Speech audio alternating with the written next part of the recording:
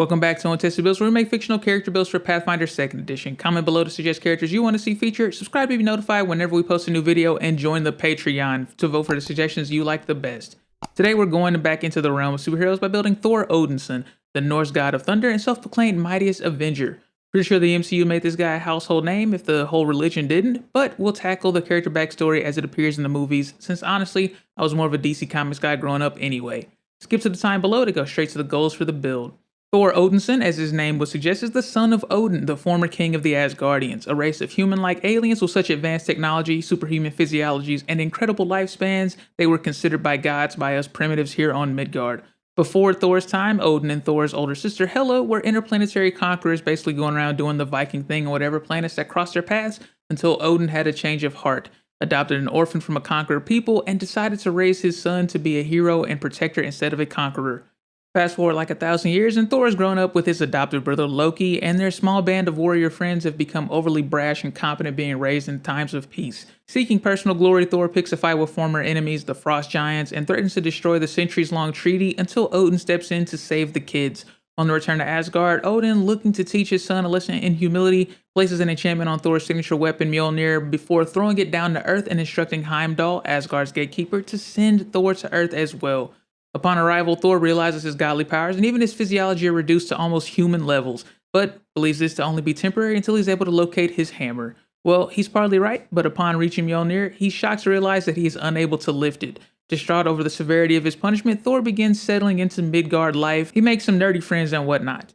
Meanwhile, on Asgard, Thor's friends discover Thor's continued banishment was being enforced by Loki, who is now acting as king while Odin lay in a coma to regenerate in his advanced age. They journey to Earth to fetch Thor, but are confronted by the Destroyer, an ancient Asgardian warforged. When Thor stands up to the machine and is almost killed, Mjolnir returns to him, giving him powers back so that he can defeat the Destroyer and return to Asgard. Upon return, they defeat Loki and cast him into the void. With the realms in chaos and Loki causing mischief on Earth, Thor and company travel throughout the 9 realms to return the lands to peace, joining the other Avengers along the way. Years later, discovering that Thor had gone missing and Loki, who was presumed dead, has been impersonating him, the two are able to track down Odin mere moments before his passing. After a tearful goodbye, Odin passes, opening a portal allowing Hela, who had been imprisoned by Odin, to break free. In a confrontation, she soundly defeats Thor and Loki, shattering Mjolnir in the process before returning to Asgard and flinging Thor and Loki to a distant planet on the other side of the galaxy. Thor and Loki, along with friends new and old, eventually make their way back to Asgard, which in meantime has been reconquered by Hela. Realizing they aren't going to be strong enough to defeat her, they release a powerful entity destined to destroy Asgard and bring about Ragnarok. Hela, coveting the land and title of queen, faces Surtur alone and presumably being destroyed along with the realm itself. Meanwhile, Thor is able to evacuate the surviving Asgardians and escape. Realizing his true strength without Mjolnir and realizing that Asgard are a people and not simply a land, he assumes his rightful position as king of the Asgardians. But Thor's trials aren't over just yet. Before they are able to find a safe haven and begin rebuilding, they are ambushed by Thanos, who's basically an intergalactic eco-terrorist, killing half of the remaining Asgardians, including Loki, and soundly defeating Thor. Cast into the void, Thor is eventually found and rescued before making his way to have a new weapon forged for him by the legendary dwarves who had originally forged all of the Asgardians' most powerful weapons. Upon the creation of Stormbreaker and Thor gaining the ability to traverse the galaxy at will, he returns to Earth defeating Thanos, but not before Thanos was able to erase half of all sentient life from the universe. After spending 5 years in deep depression and denial, the remaining Avengers come up with a plan to return everyone who was erased, defeating a younger, more brutal Thanos in the process.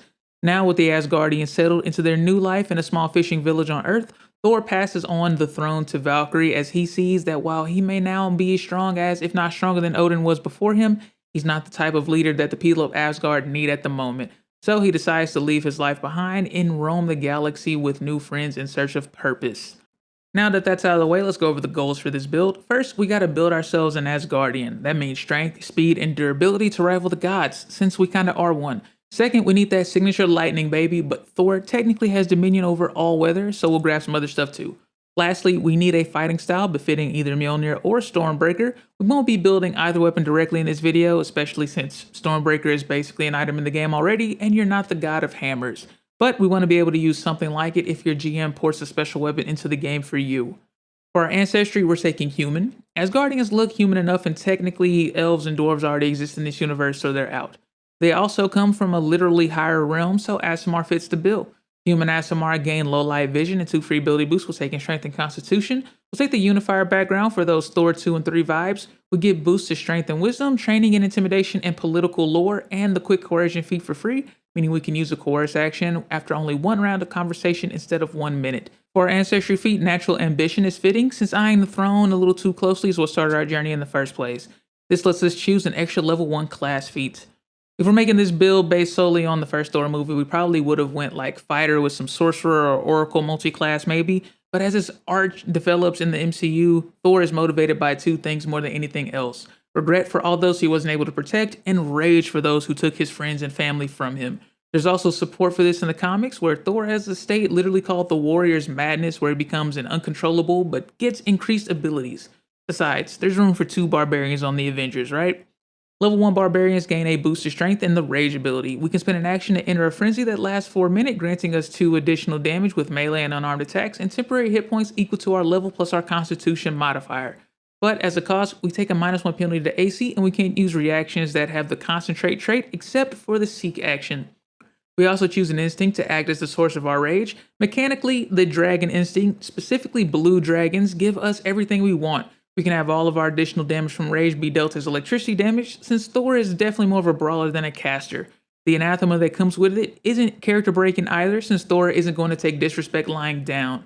He's also just as likely to befriend a dragon as he is to want to fight one if he meets one, so I'll leave that up to you if it comes up in your game. For our class feat, Raging Intimidation allows us to use demoralized actions while raging, and it also gives us the Intimidating Glare and Scare to Death feats for free once we meet the requirements.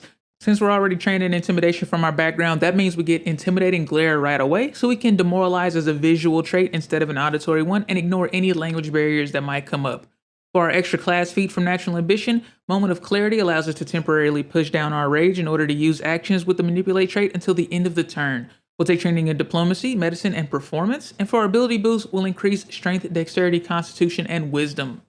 Asgard may be a people and not a place, but the most powerful among them still draw great power from the land around them. The Druid dedication gives us training in nature. We also choose a Druidic order. Storm Order Druids also gain training in acrobatics and 2 primal cantrips.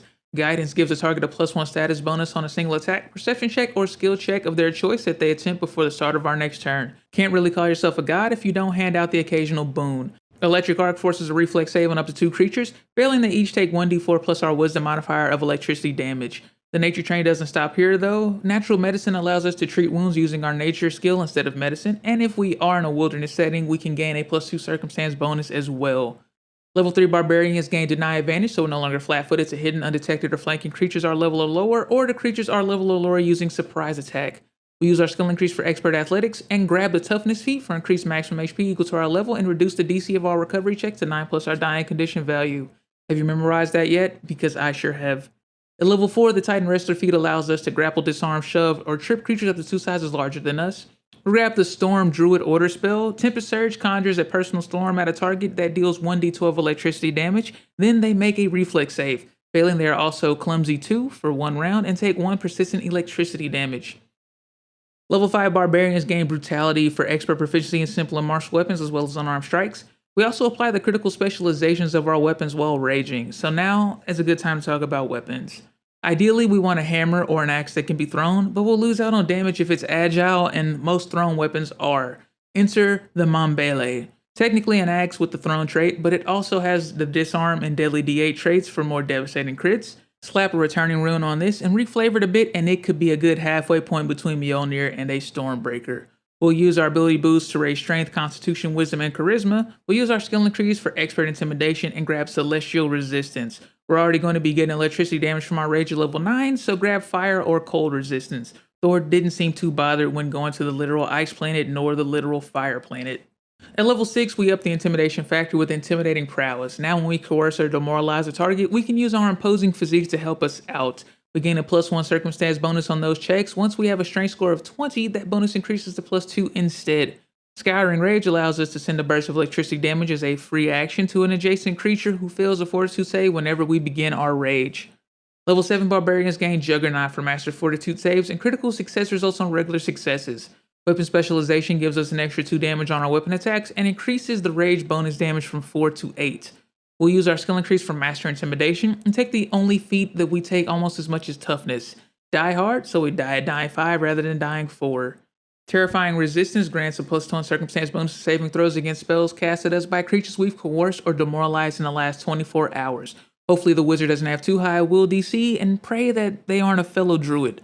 Speaking of druids, basic druid spellcasting gives us a first, second, or third level spell slot.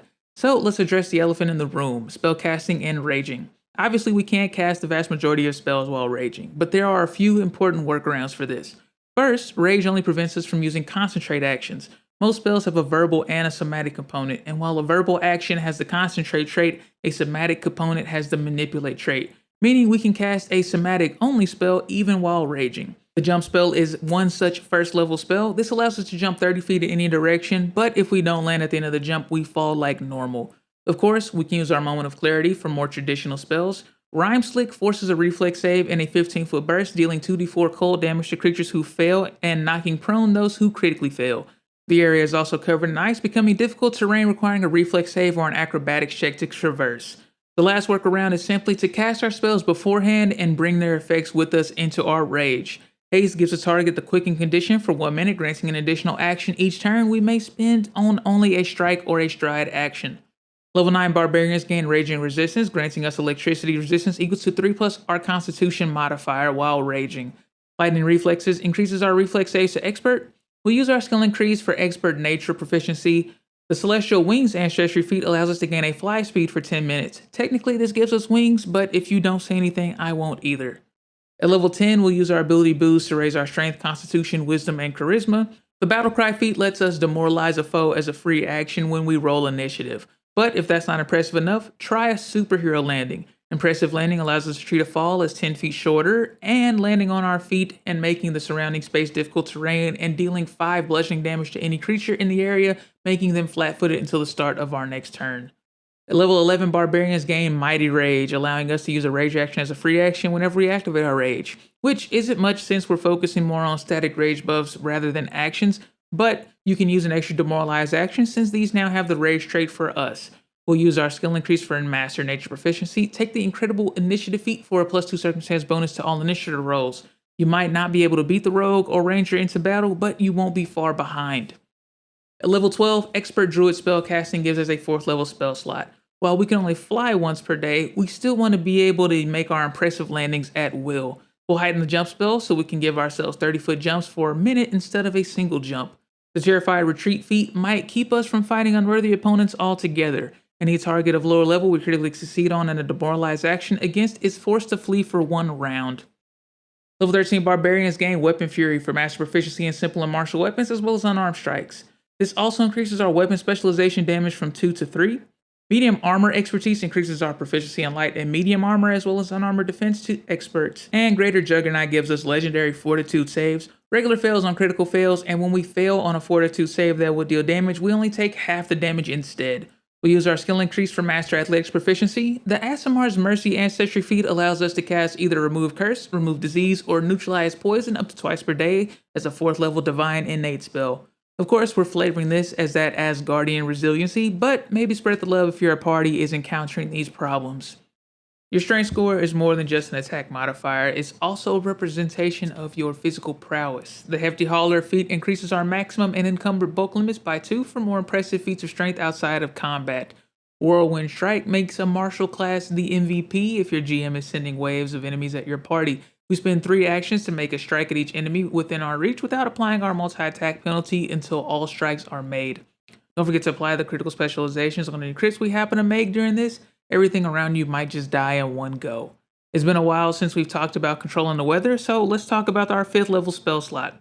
Lightning Storm allows us to darken the skies with black clouds and send a single bolt of lightning straight down, dealing 4d12 electricity damage to any creature in a 5-foot burst who fails a reflex save. What more, we can also sustain this spell for up to a minute. When we sustain this spell during each of our turns, we may send out an additional bolt of lightning to an area of our choice. Level 15 Barbarians gain Indomitable Will for Master Will saves, and critical success results on regular successes. Greater Weapon Specialization increases the bonus damage we receive from Weapon Specialization from 3 to 6. We also increase our Rage bonus damage from 8 to 16. We'll use our ability boost for Strength, Constitution, Wisdom, and Charisma. We'll use our skill increase for Legendary Intimidation, meaning we automatically gain the Scared to Death feat for free from our Raging Intimidation. Now we can just flat out kill a low fortitude NPC after a brief word. We'll take the fleet feat for an extra 5 feet of movement speed. This translates to our fly speed as well, so every bit helps. Level 16 expert druid spellcasters gain a 6th level spell slot. Chain Lightning forces a reflex save on one or more creatures provided the subsequent targets are within 30 feet of the most recent and that creature did not critically succeed their reflex save. Creatures who fail take 8d12 electricity damage. Consult the Spirits allows us to reenact the most random scene of Age of Ultron. We spend 10 minutes to commune with local spirits and ask for information based on a nature check. On a fail, we don't contact any spirits at all, and on a critical fail, the spirits we do contact are hostile to us and give intentionally false or harmful information. We're going all the way back to pick up the level 4 class feat, Fast Movement, for an additional 10 feet of bonus move speed for even faster flight. At level 17, Quick Rage allows us to enter Rage again after only one round instead of waiting a full minute. Heightened Senses increases our perception proficiency to master. We'll use our skill increase for legendary athletics and grab the Eternal Wings Ancestry feat so we retain our fly speed from Celestial Wings permanently. At level 18, we'll grab Assurance in our athletics so we can now forego the roll on an athletics check in favor of a plus 10 proficiency bonus. Brutal Critical gives us an extra die of damage on critical hits in addition to our deadly dice. The target also takes persistent bleed damage equal to 2 damage die.